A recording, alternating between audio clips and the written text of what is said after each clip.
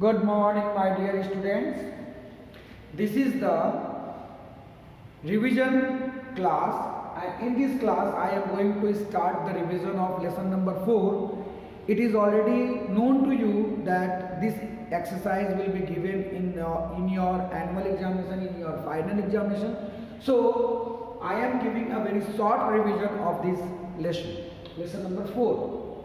So first of all, what is nutrition? It is well known to everyone that nutrition is a process in which an organism obtain their food, they consume it, they utilize the food, and the undigested food is removed from their body. So this is a very simple definition. It is also given in your book as well. Now, what are the different types of nutrition? There are two different kinds of nutrition: autotrophic mode of nutrition and heterotrophic mode of nutrition. What do you mean by autotrophic mode of nutrition? The kind of nutrition in which organisms make their own food in the process of photosynthesis, by the process of photosynthesis in presence of sunlight. And what kind of organism do this kind of nutrition? This kind of nutrition is done by those plants which mainly contain the chlorophyll. So I have already written here, it is mainly done, means autotrophic mode of nutrition is done by the chlorophyll containing plant by the process of photosynthesis. Understood? So those organisms who does the autotrophic mode of nutrition are called producer, because they produce a lots of food, not for only themselves but also for the other organism. So they are called producer as well. Okay. Another topic is heterotrophic mode of nutrition. The kind of nutrition in which organism obtain the food from other organism. They cannot able to make their own food. Means they have no chlorophyll. Means they are dependent on the green chlorophyll containing plants for their food, either be directly or indirectly. So they are called heterotrophs, or they are also called consumer. I hope you understood this term consumer, because they are consuming the food from other animals or organisms, either be the plant or animal. So for next topic is coming, where does the photosynthesis take place? You know very well that the photosynthesis takes place inside the chloroplast. In a cell, suppose this is a cell. In a cell, this is a plant cell. There is a large vacuole. Just beside the vacuole there is a nucleus, and after that there is a large organelle that is present in the cytoplasm of the leaves. Mainly those parts contain the chloroplast, which is actually green, and it is mainly the leaves. Some tender stems of the small plant like herbs, like grasses and all, or you can say some palak and all, spinach. So they also contain the chloroplast. So chloroplast is a structure which helps in photosynthesis. So where does the photosynthesis take place? The photosynthesis mainly takes place inside the chloroplast. If I show you the internal structure of chloroplast, how does it look? Just see. Chloroplast is actually made up of double membrane structure. This is the outer membrane, and inside there is the inner membrane. Okay. This is the, I already called you, it is also called unique membrane, or it is made up of lipoprotein. It is made up of lipoprotein, or you can say lipid and protein. Okay. So this is the double membrane structure. Inside the chloroplast there are so many disc-like structure, and this disc-like structure are called thylakoids. Okay. So somewhere the disc-like structure are continuous, okay, and somewhere it is not continuous. Okay. So one disc-like structure or coin-like structure is called thylakoid, and the piles of thylakoid is called granum. Okay. So and the Ground substance that is present inside the chloroplast is called stroma. Okay. So photosynthesis mainly takes place inside the chloroplast. As you know, the photosynthesis has been divided into two parts, that is called light phase and dark phase. So light phase takes place in the granum, okay, or light dependent phase is also called. It takes place in the granum, or you can say thylakoid. And stroma, in stroma means at this liquid, the matrix that is present inside the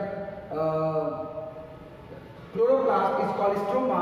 Here the dark phase takes place, or you can say light independent phase takes place. Okay. You know very well that the disc-like structure that is shown over here is called granum. The granum is coated with the green color pigment, and that green color pigment is called chlorophyll. So chlorophyll is mainly present on the outer surface of the granum. I hope you understood this whole phenomenon. Now, this is the simple structure where the photosynthesis takes place. Means photosynthesis takes place mainly in the chloroplast, and chloroplast is mainly found in the leaves of the tree. Sometimes this chloroplast can also found in the tinder stem. I hope you understood. Now, another topic I am going to make you understand, that is called photosynthesis. Photosynthesis is the process in which green plant make their own food in presence of carbon dioxide, in presence of sunlight with the help of carbon dioxide and water inside their chloroplast, or with the help of chlorophyll. Once again I am repeating, photosynthesis is the process in which chlorophyll containing plants with the in presence of sunlight convert the carbon dioxide and water into glucose and release oxygen. So this is a very simple process, although it is very complex inside the chloroplast, but as the definition is very simple. So photosynthesis mainly takes place in the green plant. Now about the raw material, as usually I already told you that there is mainly two raw material, that is called carbon dioxide and water. But it cannot take place in absence of sunlight. So sunlight is also very important, and chlorophyll is also very important. So if I write the chemical equation for photosynthesis, it can be written like this: C6 carbon dioxide, 6 water in presence of sunlight and chlorophyll. It turns to glucose, C6H12O6, water, and 6 oxygen. It is very simple simple chemical formula. So carbon dioxide and water are the main raw material, but this raw material can work when there is a presence of sunlight and chlorophyll. So in presence of sunlight and chlorophyll, carbon dioxide and water is used to make chlorophyll, and oxygen is released as byproduct. Okay. I hope you understood. Next comes the factor affecting the photosynthesis. So what are the different factors that affect the rate of photosynthesis? So first, light. If the light intensity increase and temperature is not higher than required, then not higher than 40 degrees centigrade, means optimum temperature is required for photosynthesis is 25 to 35. It is given in your book 20 to 30. Write according to your book only. So when the temperature increases, it slows down the rate of photosynthesis, because when the temperature increases, it breaks down the enzyme that helps in photosynthesis. So breaking down of enzymes slow down the rate of photosynthesis. So optimum temperature should be maintained. So when the sunlight comes, it brings the radiant energy. So if the intensity of sunlight is more, the rate of photosynthesis obviously will be more, but the temperature should not be more than 35 or 40 degrees centigrade, because above 40 degrees centigrade temperature the enzyme breakdown, and due to breaking down of enzyme photosynthesis not take place further. Okay, so light, with increase in light energy, rate of photosynthesis is also increase. The optimum temperature that where the rate of photosynthesis is maximum is 20 to 30. You can also write 25 to 35 degree centigrade. Carbon dioxide, there must be availability of carbon dioxide, but because carbon dioxide is obviously used as a raw material, but if the rate of carbon dioxide or if the presence of carbon dioxide is more than 5%, then it causes the closing of the stomata, and closing of stomata obviously do not allow the passage of carbon dioxide, and if the carbon dioxide will not move inside the cell in the chloroplast, the photosynthesis will not take place. So increase in the concentration of carbon dioxide decrease the rate of photosynthesis. Understood? Next, water. Obviously, if there is a slight decrease in the level of water, it causes the flaccidity of the leaves, means leaves droop down, it not turgid, or you can say tight anymore, and this shows the plasmolysis. Plasmolysis means plasma is breaking down, which means plasma removing the water. Due to removal of water, the cell is no more tight, and due to which the rate of photosynthesis or the reduce in the level of the water reduce the rate of photosynthesis. You can say reduce the the level of the water can reduce the. So water is obviously very important, because if the water reduced by 1%, although the water that is taken by the plant, only 1% of water is utilized in the photosynthesis. Further, the 99% of water is released in form of water vapor in the process of transpiration. So if there is a slightest reduce the rate of slightest reduce the quantity of water can reduce the rate of photosynthesis, because it closes the guard cell. Okay, sorry. Now I am going to make you aware about structure of stomata. It is well known to you that the stomata is made up of two guard cells. These are the guard cells. Okay, and these guard cells are actually kidney shape, or you can say bean shape. This is the open stomata and this is the closed stomata. Closed stomata is actually due to, see, this is the guard cell. So when the guard cell absorbs the water from outside, it swell up, it becomes turgid, and due to turgid condition, it make a small aperture or opening at the middle, and this opening is called stomatal aperture. Okay, stomatal aperture. As I told, if the level of the water decreases, the water from the guard cell moves out, and when there is a reduce in the level of the water in the plant, the water that is present in the guard cell comes out of the guard cell, and due to which it loses turgidity and it becomes flaccid. That is, flaccid means it becomes loose. It not as usual turgid, or you can say tight as like this. It becomes loose, and due to loosening, the opening that is present, that is called stomatal aperture, get closed. Okay, and in this way it opens and closes. Actually, in the healthy plant, the guard cell opens during the day and close at night. Okay, so closing and opening is a very simple phenomenon that happens in the guard cells, or you can say in the stomata. Mainly, stomata present under the surface of the leaf.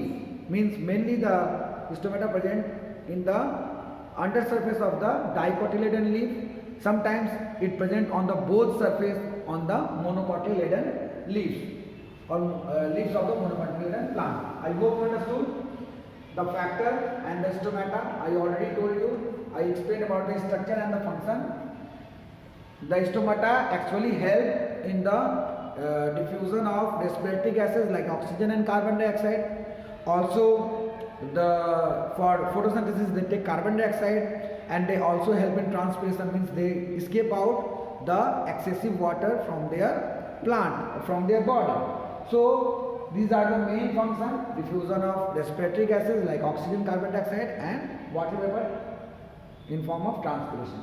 So these all are the main function of stomata. Now I am going to discuss about the significance. Significance means importance of plant, or you can say importance of photosynthesis.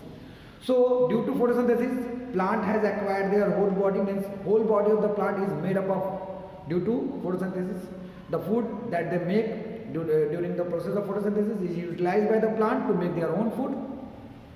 That plant or the part of a plant is eaten by different organisms, either directly or indirectly, as food.